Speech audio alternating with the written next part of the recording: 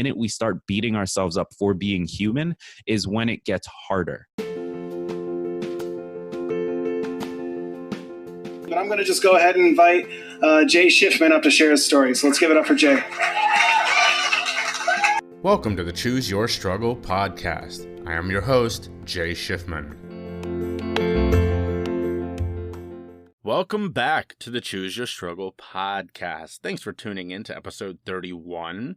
This is a pretty great episode, but before we get into that, I do want to talk a little bit about last week. There's been a lot of feedback for Katie Hill, a lot. Thank you to everyone who took the time to listen and provide thoughtful feedback. Positives, there were a lot, and really sincerely thank you for everybody who passed along, very positive feedback. And even some of the thoughtful negative feedback, I really appreciate that. People telling me this is where they thought I fell short or what I didn't do a good job of. I love it. Really, I mean that. I love it. A lot of people filled out the podcast survey after that episode, so thank you for doing that. Here's what I don't like. Katie, being a former elected official, brought out the worst in a lot of people. They were clearly people who didn't even listen to the show, so it shouldn't bother me as much. But a lot of the comments were so downright offensive, so intentionally hurtful towards me, towards Katie, that it did get to me. I posted one particular person on Facebook, shout out to Todd Randall, a trucker in Florida, for being a grade A jackass. Todd was one of the many people in right-wing social media who shared this interview to be like, look at these idiots and blah, blah, blah. That wasn't what got to me. It was him commenting on the post on my Choose Your Struggle page and saying, Jay, what did you get for this interview? Quid pro blow would be my guess. Obviously insinuating that for giving Katie the opportunity to talk about her mental health and her brother who passed away from overdose, I got a blowjob. So Todd, you can go fuck yourself. And everyone else like him who blasted me for giving people who post porn an opportunity. Yeah, there were people like that. First off, if people want to post porn, let them post porn. But that wasn't Katie's story. Her pictures were stolen. So clearly you didn't listen. That shit got to me, because if you have thoughtful feedback, I want to hear it all. And I mean that. And I can't say this enough. Even if it's not positive, I want to hear that because it makes me better. If you're just going to be an asshole, if you're just going to be like, go, get the fuck out. That's it. That's my rant. This week is the opposite of that. This week features an interview with Gregg Clunis, who is an incredibly thoughtful guy, the host of Tiny Leaps, a podcast that I love. And let's be honest, you hear me sort of fanboy a little bit in this episode. I even make light of that. The shout out is from a really incredible woman named Emily McGuire, who I follow on LinkedIn. We got connected there, and she's someone that I've interacted with a lot, and I really love her work. And it was really cool to finally sit down and chat with her. So you're going to learn a lot this week. Keep reaching out. I do want to hear from you if you are taking the time to listen. Or, people who don't and have said, I don't listen because I do want to hear that. Thank you to everyone who filled out the podcast survey. Thank you for people who keep sharing. More on that at the end of the show. A couple new sponsors this week, which is fun. All of this is in the show notes. Please be looking at the show notes or my podcast website, which is jshifman.com, and go to the podcast page. I want to hear from you. Keep reaching out. Without further ado, enjoy this week's episode. My name's Emily McGuire. I am the owner of Flourish and Grit, an email marketing and automation studio. So I'm a big, I don't want to say fan of mental health. That sounds weird. That's fine. I'm a big fan of mental health. That works. But I'm a big advocate, I guess. And I see no shame in it. And it's weird for me to talk to people who are like, oh, you talk about going to therapy? That's a little too personal. And I'm just like, I don't I'm not ashamed of it. Why should I not talk about it? So I've been in therapy about half my life at this point. So I have a son, I have a 3-year-old. And when I had him, I hadn't been in therapy in a while, but started suffering from postpartum depression. So that got me back in, and then started a new business and found a new therapist, and was talking to her about how, like, I felt like I was just talking with the same stuff over and over and nothing was changing. And she suggested EMDR therapy, which I had vaguely heard of at that point, but was like, sure, I'll try it. I'm game for most things. And I cannot tell you, it feels like a magic wand almost. It makes you confront your biggest insecurities and your biggest mental roadblocks. And, I've invested a lot into, the business entrepreneur mindset thing. But I think what primed me for that was the EMDR therapy. Like, it uncovered so many things in my past that are there in the back of your head. They're just rattling around and you don't pay much attention to them until somebody guides you through paying attention to them. Man, digging into those has been a game changer. My dad is a Vietnam veteran who was diagnosed with PTSD only, I don't know, it's maybe been 15 years now. And like learning about inherited trauma, he dealt with his trauma in the way he did, and it wasn't super healthy. I experienced trauma through him. Like it's just bonkers. And it's so weird to like finally get that bird's eye view of the situation and say, like, get enough distance from it to say, oh yeah, that's fucked up. Like I don't need to make excuses for it. And I don't need to be pitied or feel pity about it.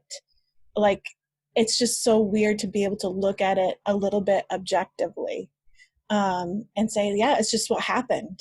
It's nobody's fault. It's just what happened. And I get to repair that damage, right? Like, it stops with me.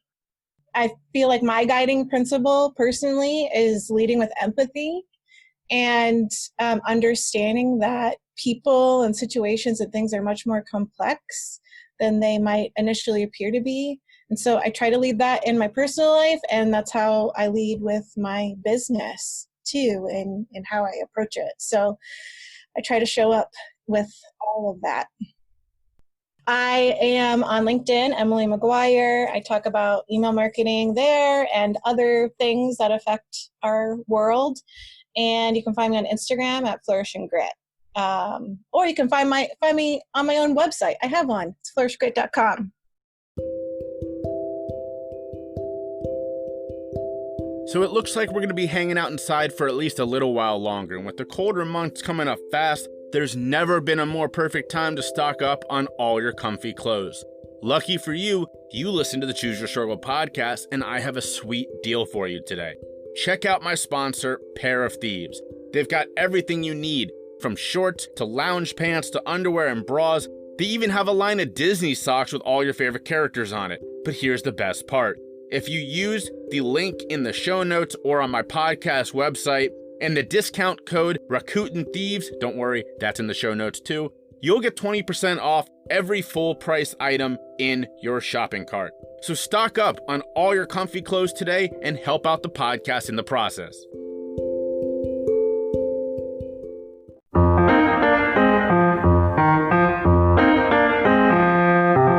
My whole thing is trying to change our understanding of personal development. I truly believe that personal development is a natural part of being a human being. That drive for progress, that drive for creating change and being better than you were yesterday, that's natural. That doesn't need to be only for the group of people who are willing to spend $10,000 to go to a conference, or who are willing to buy the books or buy the courses or whatever it is. So I just want to take the things that we know work, that behavioral science tells us works, that psychology tells us works, and share them with people who truly need that information in a format that makes sense, that's what led to me starting the podcast, which since then has just sort of blown up, and it's been a fun ride ever since. So I want to say this before we get into your story, that this is the first time since I've been doing this podcast, which is over 6 months now, that I have asked someone to come on, not only, but partially because I am such a big fan of their podcast. For my listeners, I listen, you drop every day, which by the way is incredible. I couldn't imagine doing that. And I listen every day. It's just a fantastic way to, it's usually the first thing I listen to in the morning. I love the podcast. It's a great mindset boost to start the morning, and I can't say enough good things about it. Well, thank you so much for that. Honestly, it means a lot whenever, I mean, as you know, podcasting is such a one-way relationship. Like, I'm talking to a microphone and I often forget that there's people listening. So it's awesome when I get to meet the people that listen, but especially situations like this where we get to have a conversation, we get to dive into topics a little bit deeper. So this is going to be fun. Yeah, I second all of that. You know, I started as a professional speaker, and somebody said, you know, when you're doing your podcast, this was another podcaster, imagine that you're up on stage because your cadence changes, the way you approach the microphone changes. And I forget that at times too, because it's, you know, I'm sitting in a closet recording on a microphone, right. and it's very different than being up on stage. And, you know, it's funny, not to get too far off here. My first experience like speaking was through the podcast. And since then I've started doing speaking and going to conferences, all of that stuff. So my cadence on stage is my podcast voice, but I never had like the audience in front of me in the beginning. So the first time I did it and I had to like pause for laughter and like all of that stuff where you're engaging, it's like, oh, that they can talk back to me. That's cool. It is very different. So before we get too far into your work, I would love to, you know, listeners of your podcast know your story a little bit, but for my fans who have not listened, and even just for myself, I would love to know the full story. Yeah. So I'm an immigrant. I moved to the US from Jamaica when I was 8.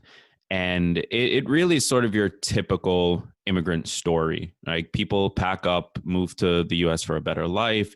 They're presented with opportunity, but a whole lot of hardship, all of that stuff, right? And I was lucky because I was young enough that didn't like, I wasn't the one making those sacrifices. My parents were. But because I was still an immigrant, I had to sort of see that. And there were sacrifices that I had to make, as far as having a deeper relationship with my father, who worked all the time. And he specifically did that because he knew that his only lifeline in this country, the only way that we could establish ourselves and create a life here, was to be as valuable as he possibly could be at work. That was it. Like, they were the ones sponsoring him. They were the reason that he was able to stay here. And as a result, we were able to stay here. So this is how I grew up, in the environment I grew up in, of making the choice that you don't really want to make in order to get the outcome that you do want. And watching my parents do that. Now, fast forward a little bit, I'm 13, and I had sort of internalized this way of viewing things, but never had the language for it. And one of my older brothers introduced me to personal development. So he gave me a Tony Robbins book, told me I had to read it by the end of the summer I was staying with him down in Florida. And I read through it, and it really opened my eyes to not so much the specific things that he was saying, but this idea that there is an entire field dedicated to the practice of making changes in your life, of setting goals, of trying to move forward, trying to overcome obstacles, like all of those things. Like, there are people who study this. Like, that's something that I became aware of thanks to this book.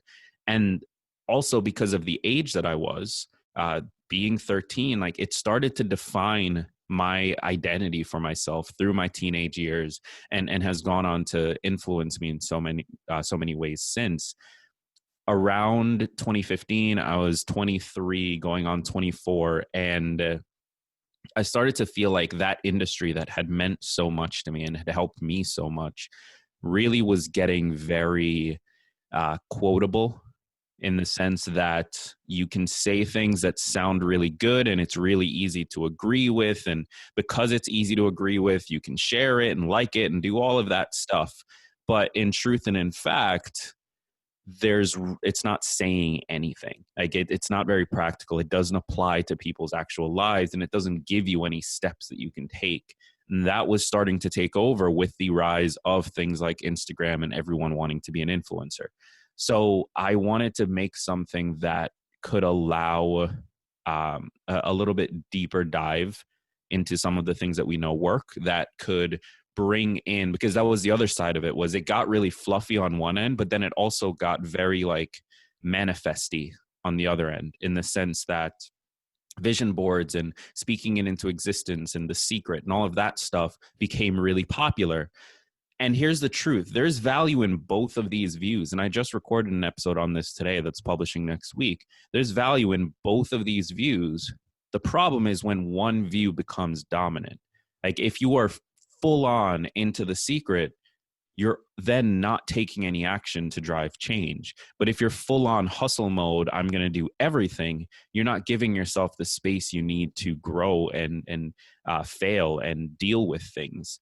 And so that's where I try to live my own life, and what I try to share on the show and in my book and any of my future work is, what is that middle ground between the two, where you can give yourself the room to be a human being, which means failing, which means in many cases, more to the topic of this show, it might mean relapsing. Like that stuff happens, like things happen. Life is complicated and complex. And the minute we start beating ourselves up for being human is when it gets harder.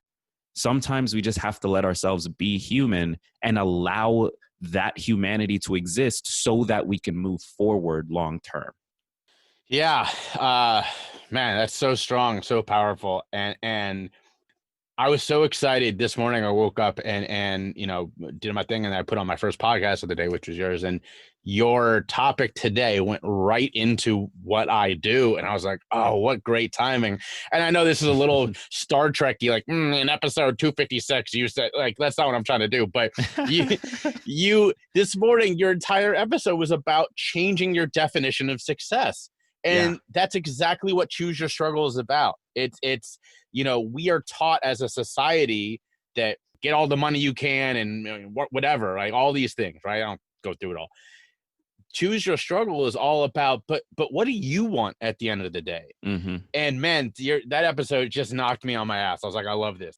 You know, it's crazy. And like this timing really is insane.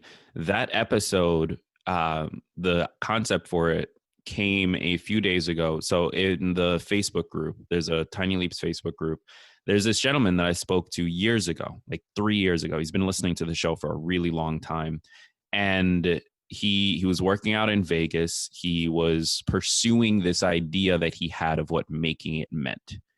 But somewhere along the line, he got mixed up with drug problems. Now, currently, he had to sort of abandon that idea of what making it was, move back home with family, and is really struggling because he built himself up into this idea of what it was he wanted and where he wanted to go. And now he lives somewhere completely different where it's not possible. So like he's struggling to find his identity. And I remember talking to him last week, I think, actually, about this exact issue. And it just like that's where the episode concept came from, was, hey, here's this guy who, like, he's not looking at the fact that being alive still and not accidentally overdosing counts as making it. Like that 100%. Still matters. Like he's not looking at that. He's looking at, well, I had this idea and I was working for it and I was so close, but now I can't do that anymore. And I think we just need to really step back and recognize these imaginary ideas that we have of what our lives should be, that's not real yet. Like that doesn't exist. What exists is right this second. That's it. So what is right this second, and what does making it mean to you in this moment? And I think that if we can approach it that way, all of a sudden we give ourselves room to actually be happy with where we're at and actually be happy with the choices that got us here, rather than feeling like, oh, well, I wasn't good enough to hit this imaginary target.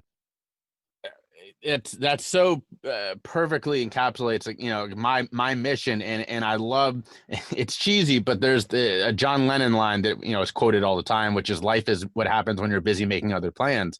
And it's speaks directly to the path I was on. You know, I was living, I was born into privilege, and I was living on this path that I was supposed to be going on. And at 23, I'm found myself struggling with substance misuse. I attempt suicide twice. I overdose. And it's like, it launches me in a completely different direction. And now here I am today. And you touch on I swear this is the last time I'm gonna be like, all right, in this episode. But you had an episode that also stuck with me, and now it's weeks later, I'm still thinking about this, where you talk about personal development as a form of privilege. And I loved that, because that's so often, you know, people in sort of this big picture line of work are, we're preaching these things where occasionally we got to stop ourselves and go, okay, but what we're talking about here is a privilege at its base. Yeah. It's something that I've been thinking a lot more about lately. And in that episode, either that one or the one a few episodes afterwards that also discusses this, I always try to acknowledge, like, yes, I'm a young Black man in America. Yes, I'm an immigrant here. Like, there are all of these things that definitely, like, right now, you look at and you say, oh, well, he's not the privileged one. This other guy's the privileged one, right? But I acknowledge my own privilege in so many ways. Like, I moved from what is largely considered to be a developing country. I don't know if third world country is still the term that you can use, but that is what it is, because I had the parents I had. Like, there are so many people, friends of mine from when I lived there, that never left because they didn't have my parents who were willing to make that sacrifice. And then once they got here, willing to work so freaking hard that they sacrificed time with their kids, sacrificed time with each other, sacrificed their own health, because it was the only option that they had. Not everyone is lucky enough to have people like that raise them.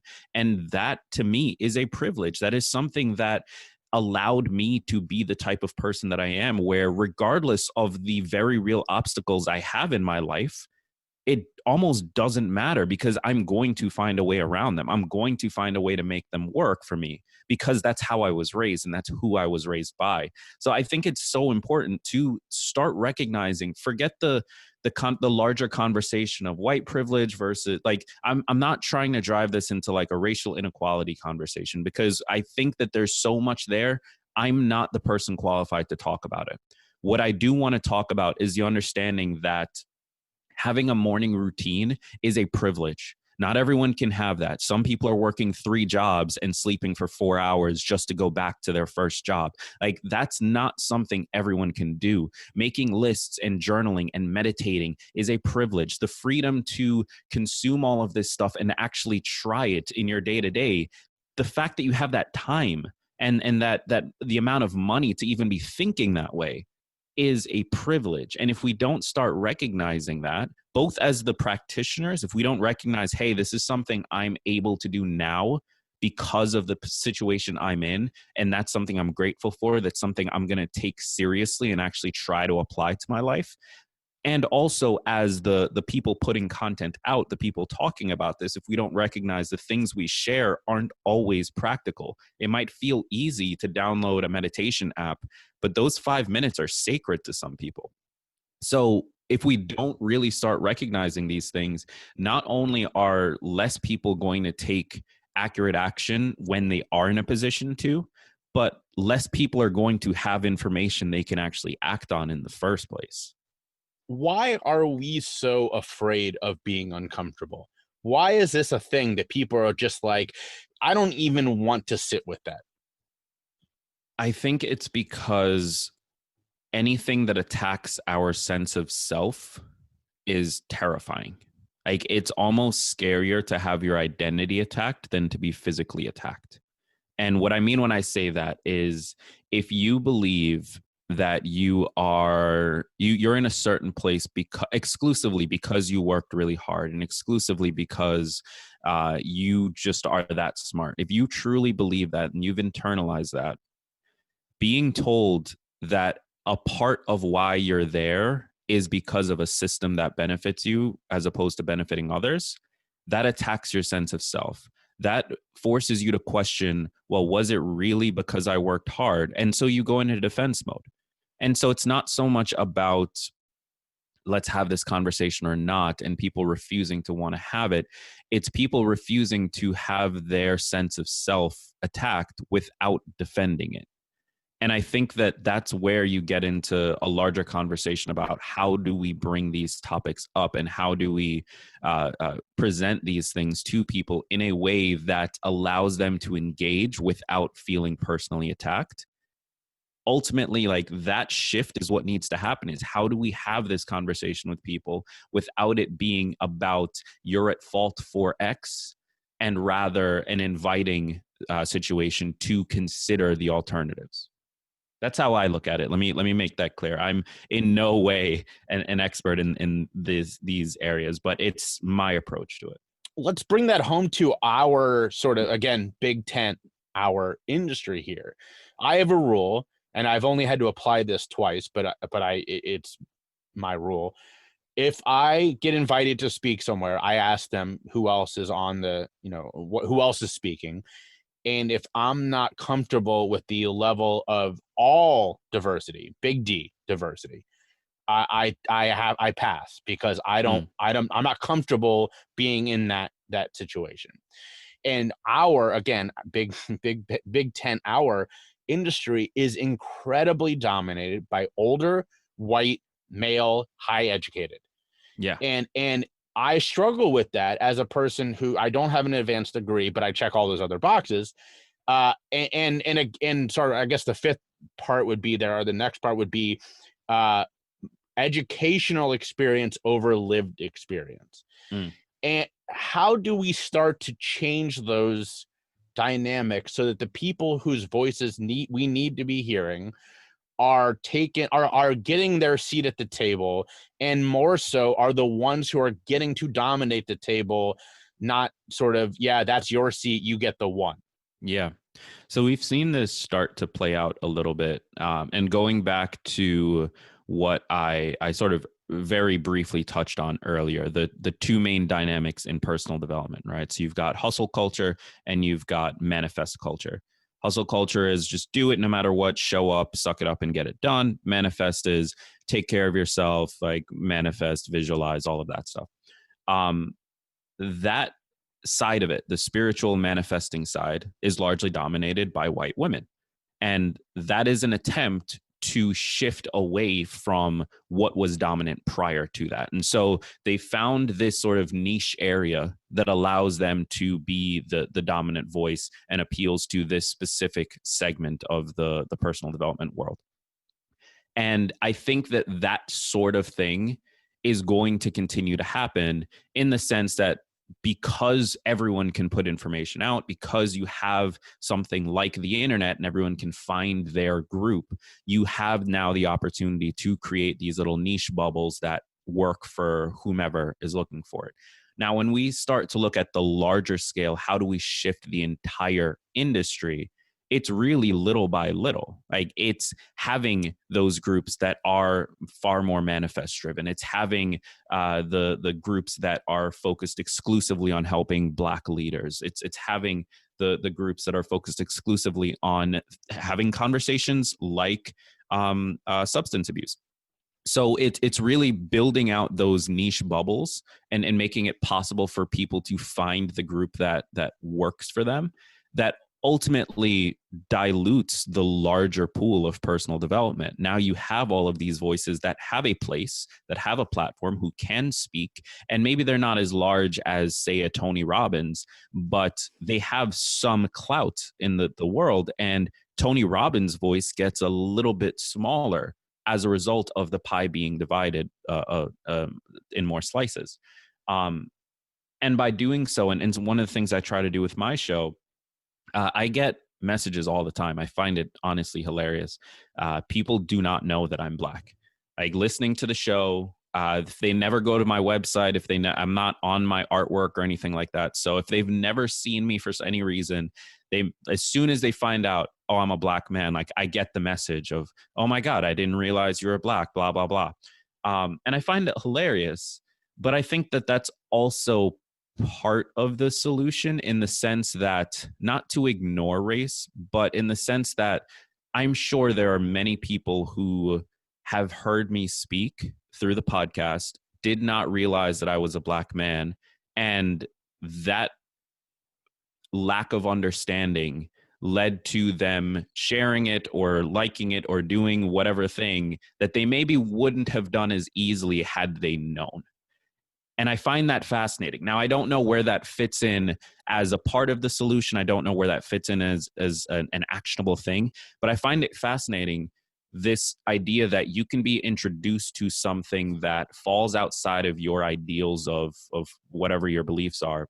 And that introduction can be essentially hidden from you and cause you to change those underlying beliefs. Like that's interesting to me. I want to go on that. I have a question to follow up. Before I do, I would love for you to give my listeners a chance to hear where they can find you and follow you. Yeah, so the podcast is called Tiny Leaps, Big Changes, and that's the easiest place to start. You're already listening to this podcast, so do a search for Tiny Leaps, Big Changes. And all I have is two quick steps, two asks for you. One, listen to any episode. There's 570 something, and they cover a wide variety of topics. So whatever jumps out at you in this moment, pick that one. And then from there, find the podcast on Instagram at Tiny Leaps and let me know your thoughts. Whether you love it or you hate it, send me a message and let me know what you thought. Well, I'm going to make it even easier. I found your podcast originally months ago because I looked at on Apple similar podcasts to mine, and yours was the number one thing on the list. So my listeners, if you're listening on Apple, check out the similar podcasts, and you're right there at the top. Awesome.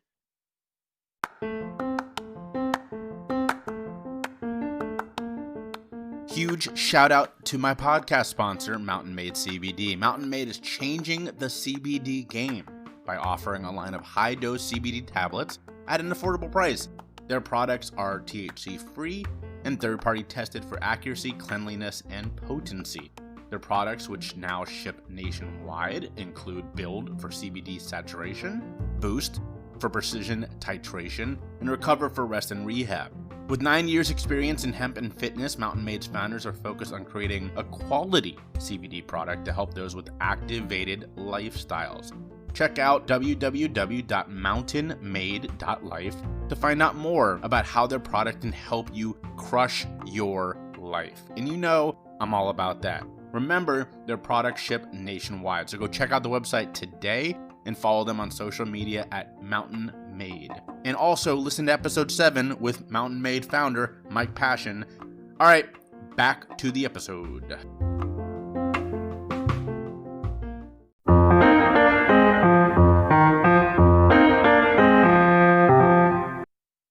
So you were talking about experiences of people not knowing your race and how you think that may or may not have contributed. Going super focused, the last, let's say 3 months since George Floyd's murder, we've had some of these conversations.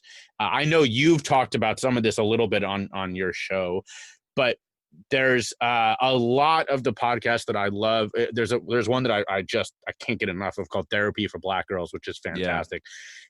Really just an incredible show. And they've spent a lot of time talking about how weird the last 3 months have been, where it seems like people are coming out of the woodwork looking for their opinion, checking in on them, asking them to be on their stuff.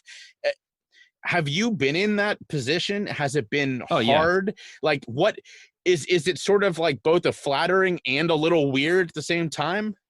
Okay, so it's weird in the sense that, especially when everything first started, like the random messages of, hey, just wanted to check in with you, like that to me feels strange.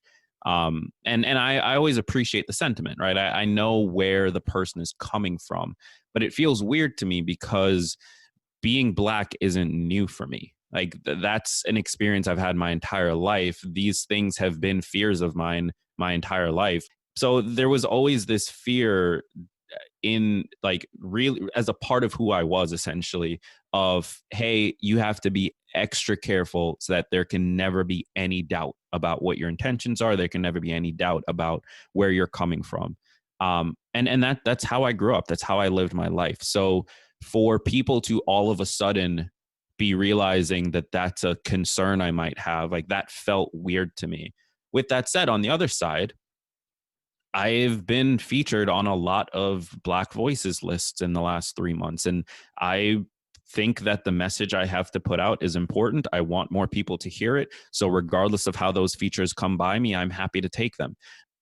Having people feel that because I am Black, I then have to speak on these topics. And I want to make it perfectly clear, I am not educated as educated as I should be and as I would like to be on these topics. There are so many leaders out there who spend every single day focusing their energy in this area.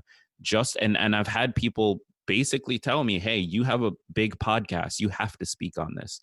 Like, no, I don't have to do anything. Being Black has not, like, that's not new to me. And just because I'm Black doesn't mean that I'm very well educated on the issues of systemic racism.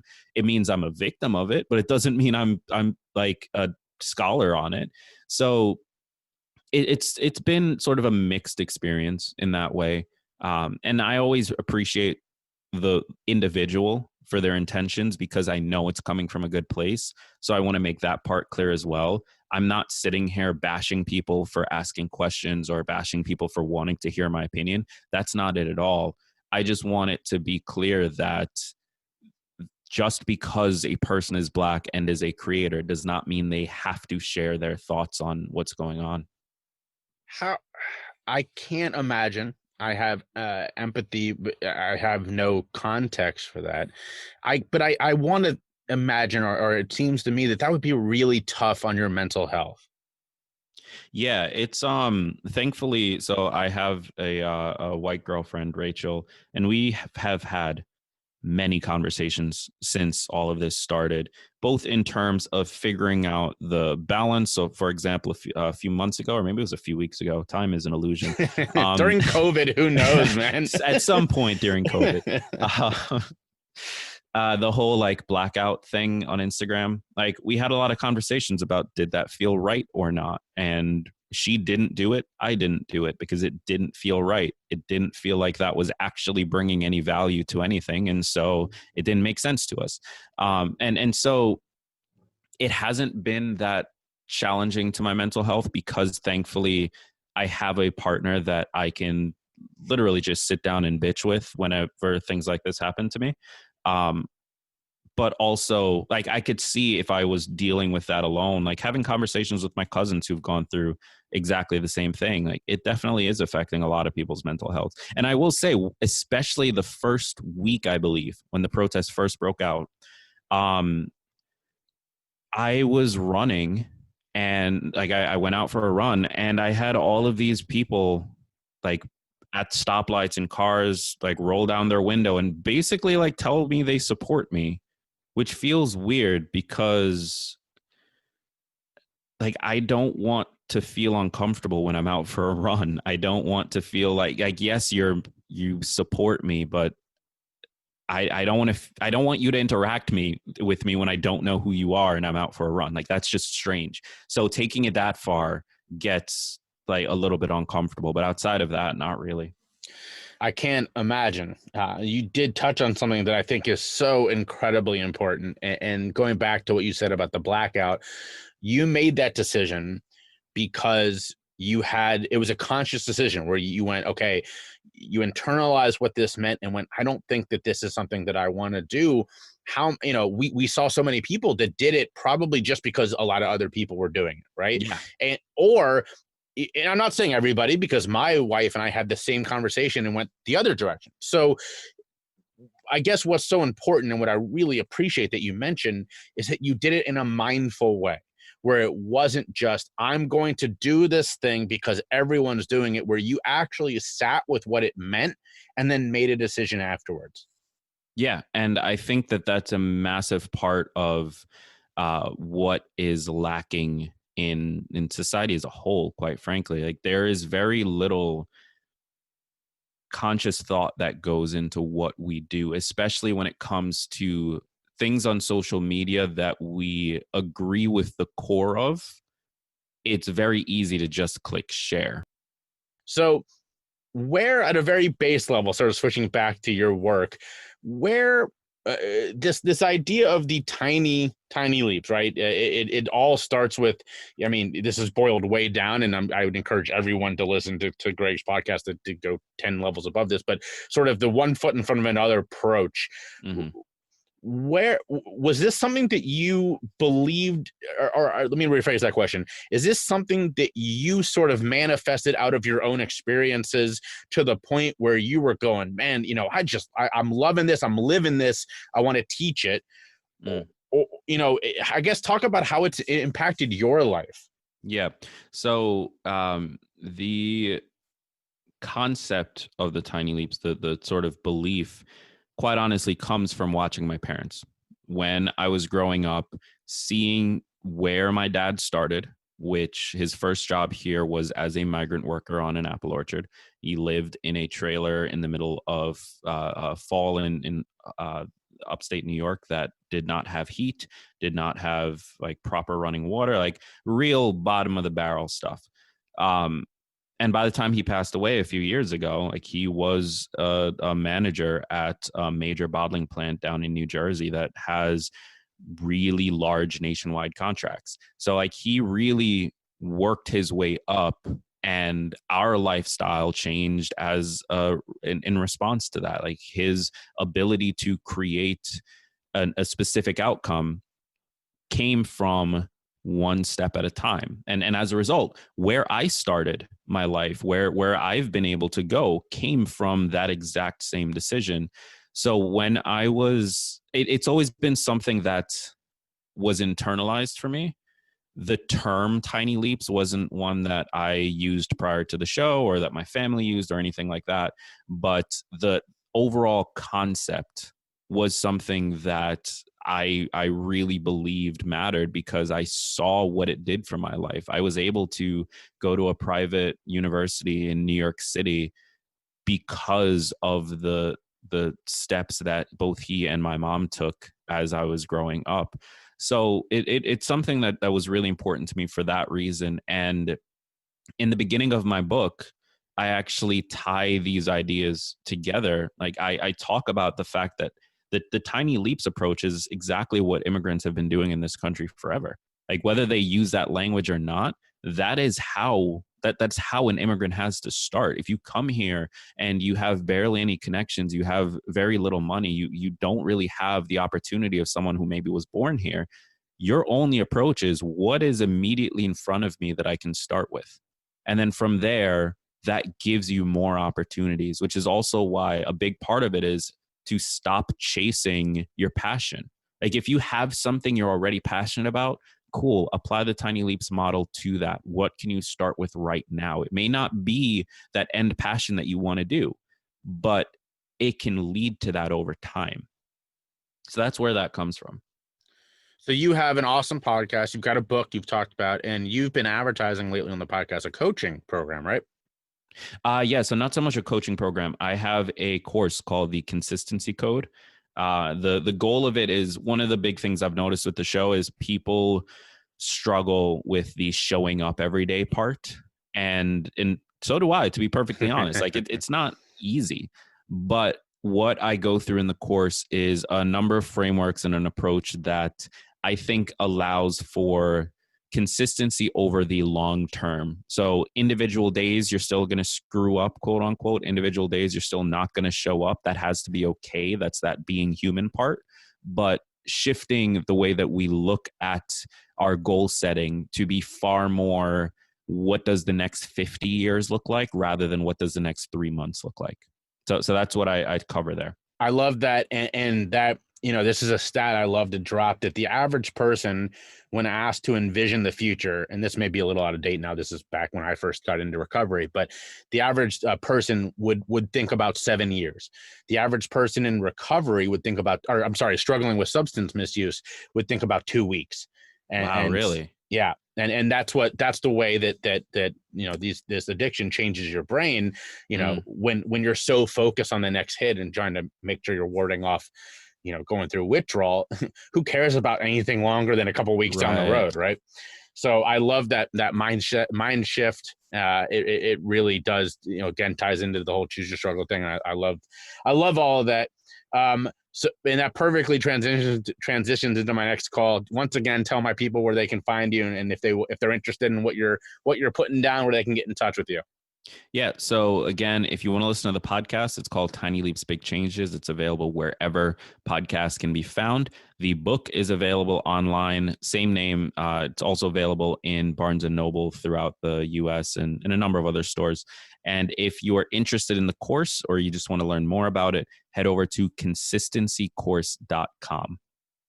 Awesome. I finished with a couple of questions I ask every one of my guests. So number one, you know, we talked a little bit about your personal mental health, but not just through these last couple of months, which again, you know, I'm sure were difficult, but overall, what are your self-care habits? So it's really important to me to work out, whether that for most of my life, that's meant going to the gym or lifting. Recently that became running. And that's sort of partially because of COVID, partially because both my girlfriend and one of my best friends are obsessed with it. So they finally got me on board.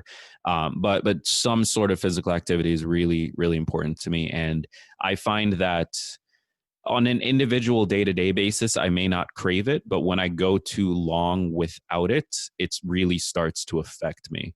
Another really important thing to me is giving myself space. So I have a very, this is going to sound weird, but I have a very good relationship with my subconscious in the sense that I allow it to solve problems for me. Like I spend a lot of my time working, whether it's on the show or new books or products or like that. I work a lot. And there are sometimes just things that sitting and thinking about it and banging my head against the wall will never solve.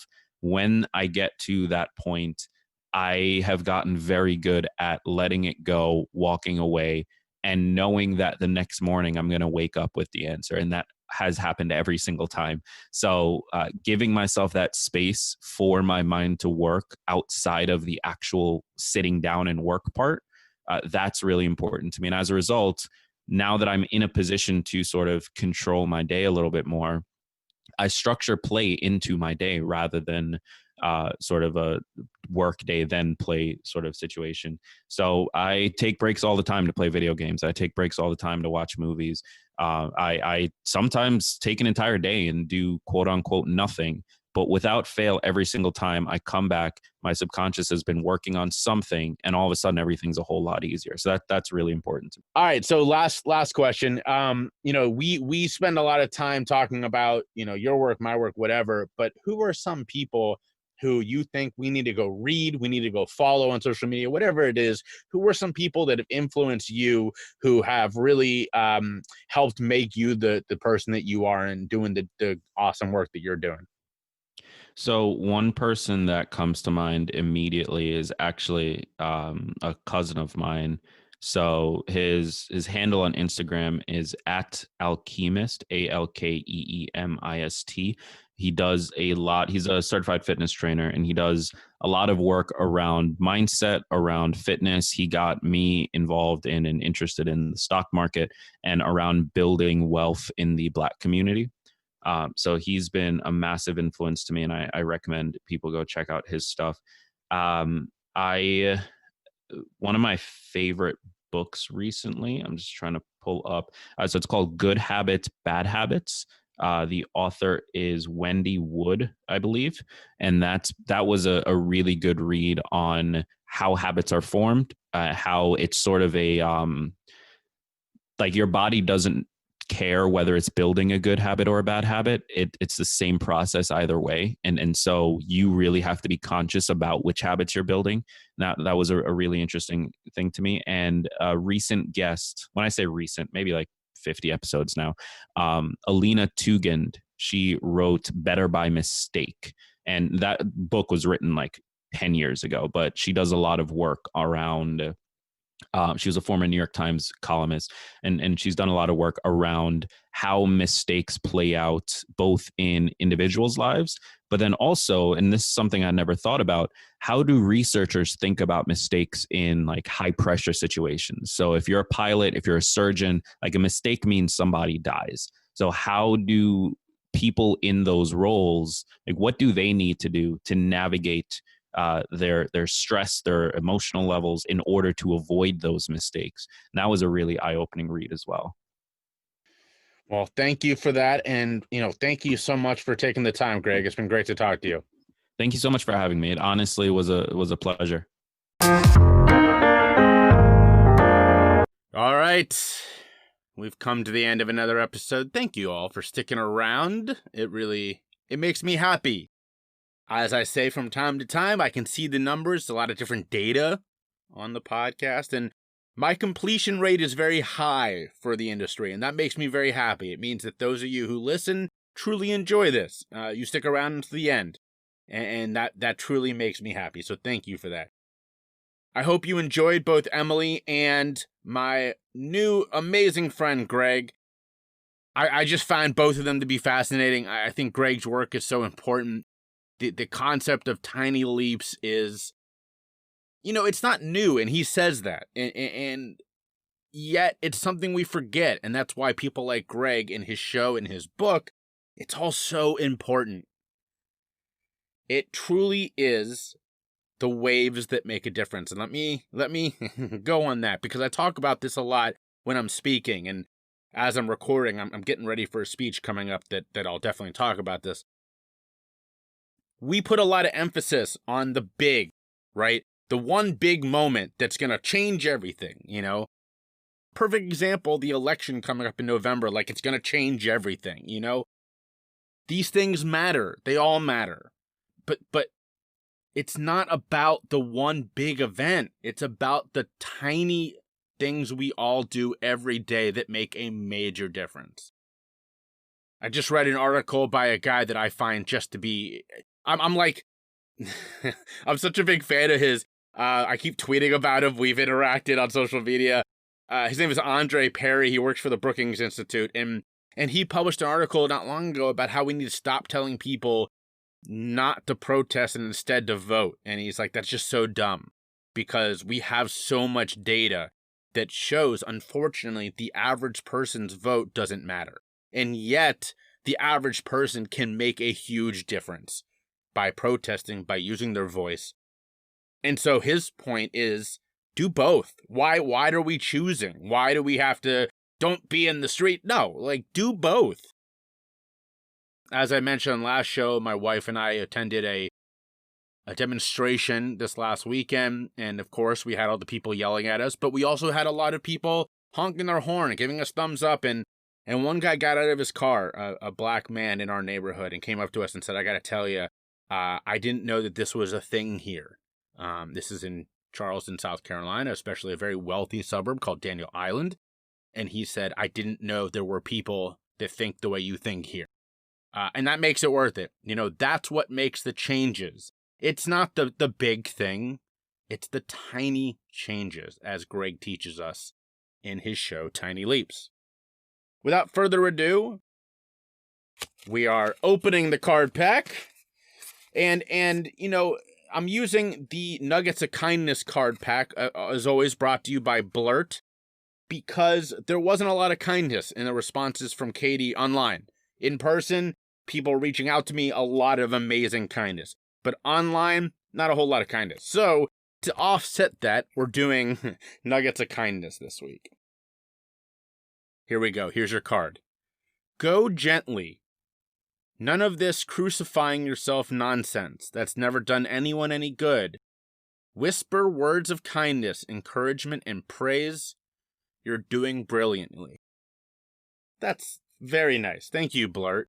And that's so true. I tell people a lot, if you wouldn't say it to a friend of yours, you shouldn't say it to yourself. It's that easy. Don't crucify yourself, as this card says. Be honest with yourself. Don't let yourself off the hook or just inflate yourself for no reason, but also tell yourself good things. I just think that's so important. I hope that card means something to you. I hope you take a second to pause and sit with yourself and say, is this a thing that I'm crucifying myself for, or is this an honest thing that I need to work on? And even if it is, are you being too harsh on yourself? Because that's the reality too. All right, I mentioned this briefly on the way in. Here's your good egg very quickly. A recent survey found that 33% of those who listen to podcasts, and this was not just 10 people, this was like, I think they said 11,000 people were in this survey. 33%, they listen to podcasts to improve their mood. 33%. That's thousands of people in this survey. 33%. So here's your good egg. Share with other people in your life this week. Look, I would love for it to be this podcast. I really would. I had a lot of people share the Katie Hill one, not always for the best reasons, but I did have a lot of shares. It can be my good friend Spark Tabor's Cookies for Breakfast podcast. It can be Gregg's Tiny Leaps podcast. Share things that'll make people smile, because we do a lot of the opposite. And I don't mean podcasts. I mean, we share, oh, did you see this news? And sometimes that's important. A lot of times it's just to get a rise out of somebody, a reaction so that you feel connected. You feel like, okay, I'm validated by their reaction. So do the opposite. Share a podcast. 33%. You have a 1 in 3 chance of improving somebody's mood with a podcast. Share mine. It would mean a lot to me, and I speak to this. If you like the cards, if you like the interview, share this. Share Cookies for Breakfast, share Tiny Leaps. But most importantly, show your empathy. Be vulnerable. Spread your love and choose your struggle.